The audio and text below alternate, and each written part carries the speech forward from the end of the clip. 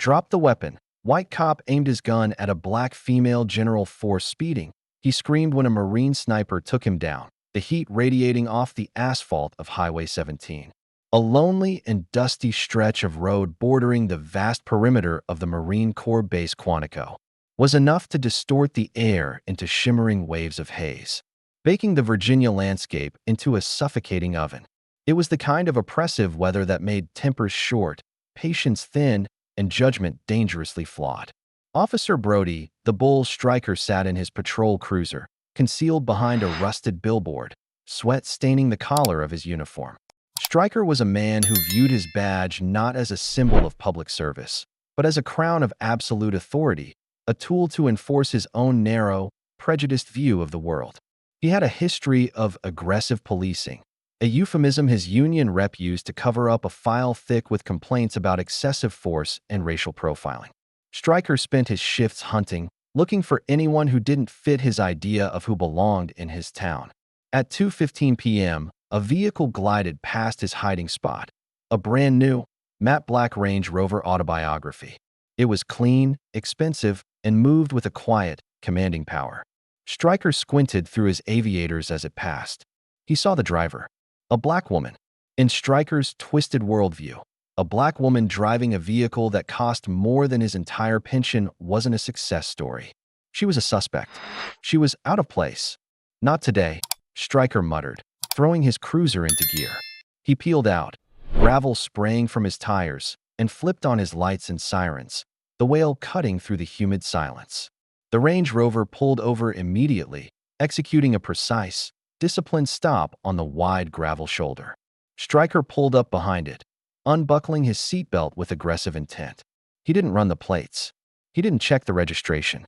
He just adjusted his hat, checked his holster, and marched toward the driver's side, his hand already resting on the grip of his service weapon. The window of the SUV rolled down smoothly. Inside sat a woman in her late 40s, with skin like obsidian and eyes that held the sharpness of a diamond cutter. She was wearing a crisp white t-shirt, but on the seat beside her lay a jacket with 4 silver stars on the shoulder. She looked calm, her hands resting at the 10 and 2 positions on the steering wheel. License and registration. Stryker barked, leaning into the window, letting his hot breath fill the cabin. "Good afternoon, officer," the driver said, her voice a cool, controlled contralto that sounded like it was used to commanding thousands. "May I ask the reason for the stop?" "Don't get cute with me," Stryker snapped. "I clocked you doing 70 in a 55, and you swerved. I suspect you're driving under the influence. Step out of the vehicle." The driver remained perfectly still. "Officer, I was on cruise control at 55. I did not swerve, and I am sober. If you check my plates, you'll see." "I said get out." Stryker screamed, ripping the door handle. It was locked. He kicked the door panel, leaving a muddy boot print on the pristine paint. "Open this door, or I'm breaking the window and dragging you out through the glass." The driver sighed, a sound of immense patience running out. She unlocked the door and stepped out. She stood 5'9", athletic and imposing. "Officer, you are escalating this unnecessarily," the woman said, standing with her feet shoulder-width apart, her posture straight as a steel beam. "I am General Alisha Thorne. I am the Vice Chief of Staff. I suggest you lower your tone." Stryker heard the words, but his bias filtered them out. He didn't see a general. He saw a black woman standing up to him. He saw a threat to his ego. "I don't care who you think you are," Stryker yelled, backing up and drawing his service weapon. He leveled the gun directly at the general's chest. "Gun, get on the ground. Face down in the dirt. Now." General Thorne didn't flinch. She didn't blink. She looked at the barrel of the gun, then at Stryker's shaking hands. "Son, put that weapon away. You are making a mistake that will end your life as you know it." "Shut up," Stryker shrieked, his finger tightening on the trigger, sweat stinging his eyes. "I'll blow you away. Get on your knees." The tension was at a breaking point. Stryker was hyperventilating, seconds away from pulling the trigger out of pure panic and malice. He was so focused on the general that he didn't hear the rustle in the tall grass of the ditch behind him. He didn't see the shadow moving silently through the trailing. He only saw his target. "Last chance," Stryker screamed. 1, 2. Suddenly, a blur of motion erupted from the periphery. It wasn't a conversation. It wasn't a warning. It was a kinetic strike. A man in full camouflage utilities, moving with the terrifying speed of an apex predator, launched himself from the embankment. It was a spear tackle, executed with bone-crushing precision. The man hit Stryker from the blind side, his shoulder driving into the cop's ribs with the force of a battering ram. Crack! The air left Stryker's lungs in a violent whoosh. The gun flew from his hand, skittering across the asphalt. Stryker hit the ground hard, face first into the gravel, but he didn't have time to recover. The attacker was on top of him instantly, putting him in a rear naked chokehold, torquing his neck back until Stryker gasped in pain. "Drop it! Stay down!" The attacker roared.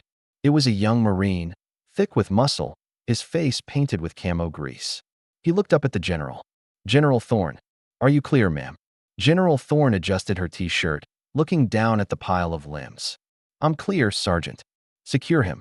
The attacker, Sergeant Jack Reaper O'Connell, a Marine Scout sniper who had been conducting stalking drills in the perimeter woods when he witnessed the confrontation, tightened his grip on the struggling cop. "You drew a weapon on a superior officer, you piece of trash," O'Connell growled into Stryker's ear. "If you move, I will snap your arm." Stryker was sobbing now, gasping for air, the fight completely drained out of him.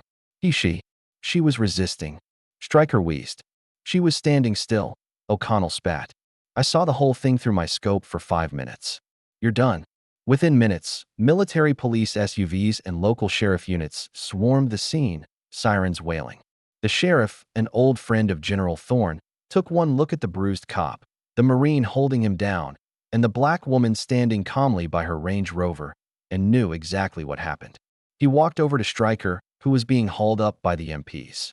"You pulled a gun on General Thorne?" The sheriff asked, his voice low and dangerous. I didn't know." Stryker stammered, his face swelling. "You didn't know because you were too busy looking at her skin color to look at the woman," the sheriff said, ripping the badge off Stryker's uniform. "You're under arrest for assault with a deadly weapon, reckless endangerment, and civil rights violations." Stryker was handcuffed and shoved into the back of a squad car, crying like a child. General Thorne walked over to Sergeant O'Connell, who was dusting off his knees. "Excellent timing, Sergeant," Thorne said, extending a hand. O'Connell snapped to attention and shook it. "Just doing my duty, ma'am. Nobody points a gun at the boss while I'm breathing." The dashcam footage of the racist cop getting spearheaded by a Marine went viral globally. Stryker was sentenced to 12 years in prison. General Thorne personally pinned a commendation on Sergeant O'Connell's chest the following week. And on Highway 17, every officer learned a valuable lesson. Before you profile a driver, you better make sure she doesn't have the entire U.S. Marine Corps watching her six. Officer Stryker thought his badge gave him the right to be judge, jury, and executioner, but Sergeant O'Connell taught him that Marines don't leave their own behind. He saved the general and destroyed a bully in one move. If you cheered when that tackle hit, smash that like button and tell me in the comments.